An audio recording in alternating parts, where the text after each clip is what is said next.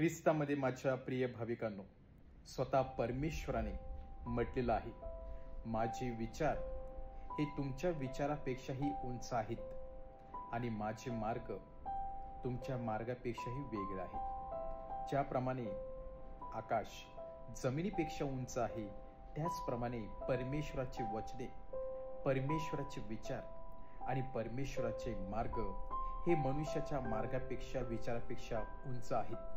तिथे आपण कुठल्याही प्रकारची कंपॅरिझन, कुठल्याही प्रकारचं तुलना करू शकत नाही की परमेश्वर असं का वागतो किंवा परमेश्वराचे नक्की मार्ग कसे असतात. पुष्कळ वेळेला जीवनामध्ये आपण कन्फ्यूज होत असतो.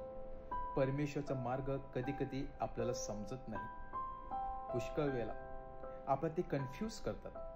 आपला विश्वास कमी वाटतो. परमेश्वरापासून पळू जाण्याचा आपण विचार करत असतो.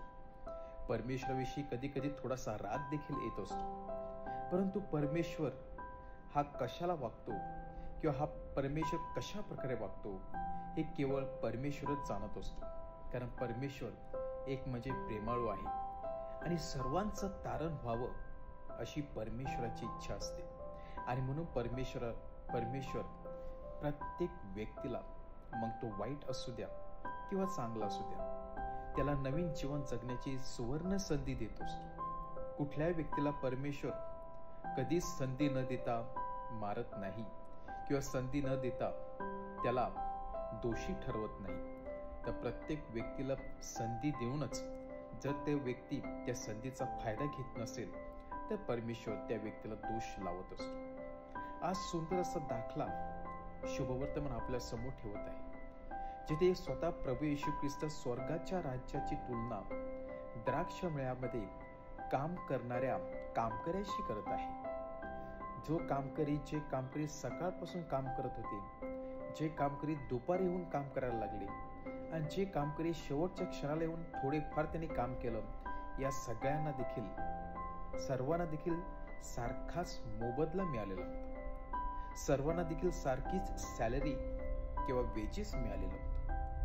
मनुष्याच्या दृष्टीने हे अयोग्य होतं, हे अन्याय होतं.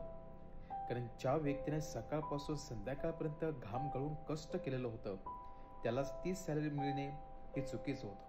तर त्याला जास्त सॅलरी दिलीच पाहिजे आणि ज्या व्यक्तीने कमी तास काम केलं आहे त्याला कमी सॅलरी दिली पाहिजे.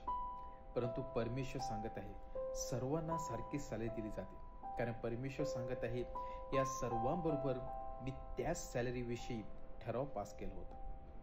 ज्या व्यक्तीला पूर्ण दिवस काम करायचं होतं त्या व्यक्तीबरोबर परमेश्वराने त्याच सॅलरी विषयी, त्याच वेजेस विषयी, पगाराविषयी बोलणी केली होती.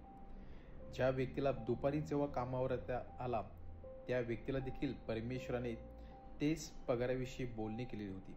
आणि जो व्यक्ती शेवटी येतो त्या व्यक्तीबरोबर देखील परमेश्वर त्याच पगाराविषयी बोलणी करतो. म्हणजे परमेश्वराच्या मताप्रमाणे परमेश्वर जस्ट वेजेस, परमेश्वर कुठल्याही प्रकारचा अन्याय न करता त्या तिन्ही व्यक्तीला जे ॲग्रीमेंट केलेलं होतं त्या ॲग्रीमेंटप्रमाणे सॅलरी देतो, पगार देतो आणि सर्वांना खुश करतो. परंतु हे अन्याय मनुष्याच्या दृष्टीने असते. आणि म्हणूनच प्रभू येशू ख्रिस्त जणू काही सांगत आहे की स्वर्गाचे राज्य मनुष्याच्या कल्पनेपलीकडे आहे. मनुष्य समजू शकत नाही की परमेश्वर कशा प्रकारे न्याय करत असतो. या दाखल्याद्वारे जर आपण बारकाईने विचार केला तर मनुष्याच्या दृष्टीने हा अन्याय आहे, परंतु परमेश्वराच्या दृष्टीने सर्वांना न्याय मिळावा अशी इच्छा आहे. सर्वांचं तारण व्हावं अशी परमेश्वराची इच्छा आहे. सर्वांना स्वर्गामध्ये प्रवेश मिळावा अशी परमेश्वराची इच्छा आहे. या छोट्याशा दाखलीद्वारे परमेश्वर जणू काही आपलं सांगू इच्छितो की स्वर्गामध्ये आणि देवाच्या राज्यामध्ये प्रत्येक व्यक्तीला प्रवेश आहे जर प्रत्येक व्यक्तीने थोडं देखील मेहनत केली. मग तुम्ही सकाळपासून मेहनत करा, दुपारपासून मेहनत करा किंवा शेवटच्या प्रहरी येऊन देखील जर एखाद्या व्यक्तीने पापाची क्षमा मागितली, एखाद्या व्यक्तीने आपल्या जीवनामध्ये थोडं परिवर्तन आणलं, थोडासा बदल दाखवला, तर नक्कीच स्वर्गाचा दार त्याच्यासाठी उघडा असणार आहे. हा दाखला आपल्या प्रत्येकांना पापाची क्षमा मागून नवीन जीवन जगून नवीन संधीचा उपयोग करण्यासाठी पाचारण करत आहे. ह्या दाखल्यामध्ये कार्य करणारे आपण सर्वजण कामकरी आहोत. हा दाखला म्हणजेच, हा द्राक्ष मळा म्हणजे देवाचं राज्य आहे. देवाचं राज्याचा दरवाजा सर्वांसाठी खुला आहे. आपण त्याचा फायदा घेऊया, चांगला उपयोग करूया आणि नक्कीच परमेश्वर आपण केलेली मेहनत हे पाहून आपला त्याचा मोबदला देणार आहे. आमीन.